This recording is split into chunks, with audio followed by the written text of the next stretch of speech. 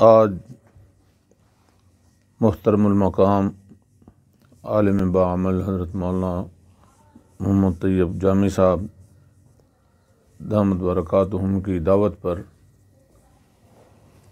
بزم خطباء پاکستان کے زیر اہتمام ہفتہ وار تربیتی نشست کے سلسلہ میں ایک نشست میں حاضری ہوئی اور محترم کے کہنے کے مطابق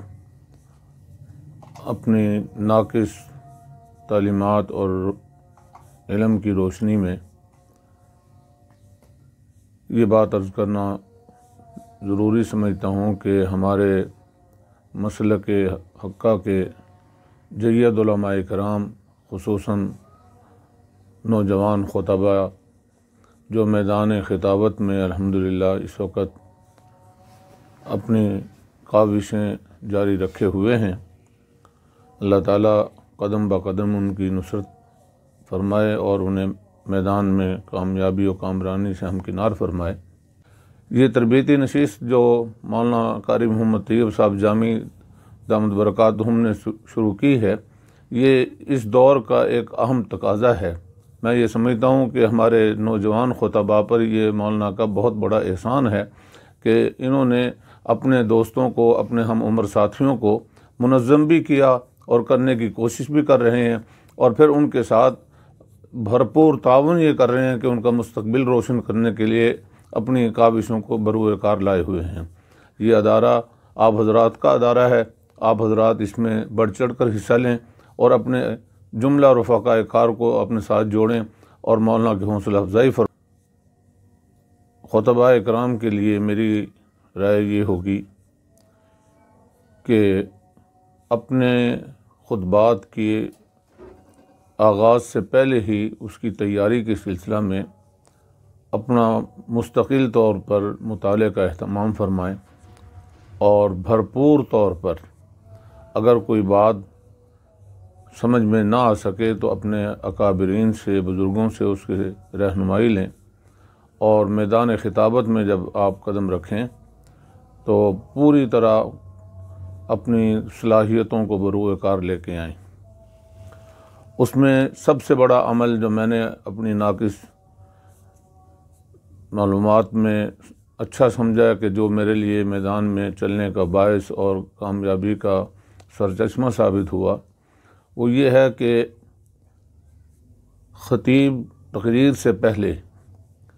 بہت اچھا عمل یہ ہے کہ کم از کم 2 رکعت نماز نفل ادا کرے، اور وہ نوافل کی نیت برائے ایصال ثواب اساتذہ اکرام اور اپنے اکابرین۔ اگر نام لے لیں تو اس میں بھی حرج نہیں، اگر نام نہ لے سکیں تو صرف اتنا ہی کہنا کافی ہوگا کہ اکابرین، اسلاف حضرات اساتذہ اکرام کے ایصال ثواب میں 2 رکعت نماز نفل ادا کرتا ہوں، اور اس کے بعد وہ نیت کر کے پھر وہ باوضو ہو کر میدان خطابت میں قدم رکھے، اور انشاءاللہ العزیز اللہ پاک کی غیبی نصرت اس کے ساتھ شامل حال ہوگی۔ تقریر میں حتی المقدور کوشش کرے کہ جس عنوان پر بھی گفتگو کرنا مقصود ہو اس عنوان کی فل تیاری کرے۔ اس میں آغاز ہی میں قرآن کریم کی آیات ایسی منتخب فرمائے کہ جو آپ کے عنوان سے مطابقت رکھتی ہو، اور ذخیرہ احادیث میں سے بھی نبی کریم صلی اللہ علیہ وسلم کا وہ ارشاد گرامی سامنے رکھے کہ جس میں آپ صلی اللہ علیہ وسلم کی ذات اقدس نے اس مقصود موضوع کے متعلق آپ نے ارشادات فرمائے ہوں، اور اسی طرح اپنے گفتگو میں سنجیدگی رکھے کہ میں کس مسند پر ہوں، مجھے اللہ نے کس مسند پر بٹھایا ہے اور اس مسند کا تقاضا کیا ہے۔ تو اس تقاضے کو پیش نظر رکھ کر کے اپنے آپ کو کمزور اور اپنے آپ کو حقیر سمجھتا ہوا جب گفتگو کا آغاز کرے گا تو انشاءاللہ العزیز اللہ پاک اس کو مزید عزتیں اور سرفرازیوں سے نوازے گا۔ کبھی بھی کسی میدان میں بھی تقریر سے پہلے اپنے آپ کو یہ سمجھ کے قطعاً نہ آپ مصلی پر جائیں یا اپنے آپ کو کرسی خطابت پر لے کر جائیں کہ میں بہت بڑا خطیب ہوں، میرے پاس بہت سارے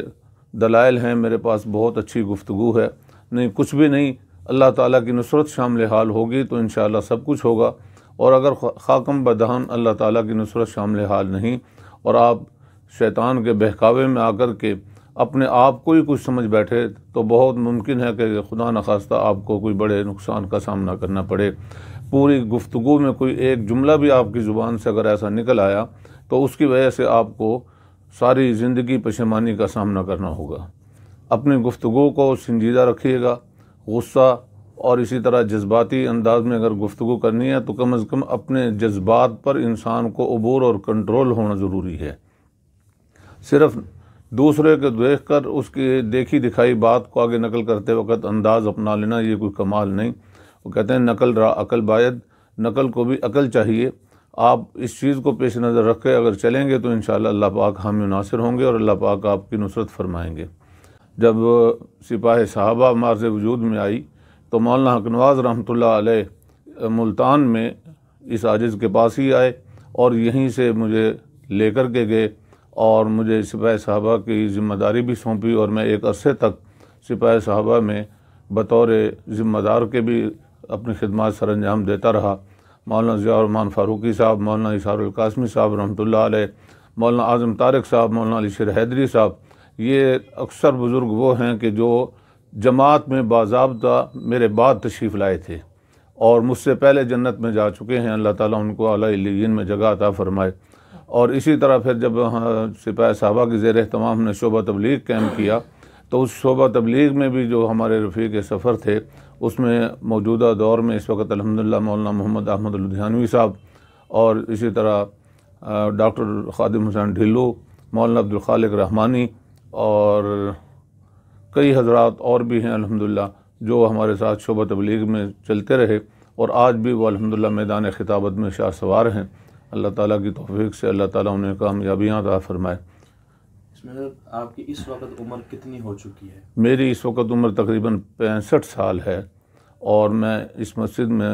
تقریباً 16 سال کی عمر میں حاضر ہوا تھا۔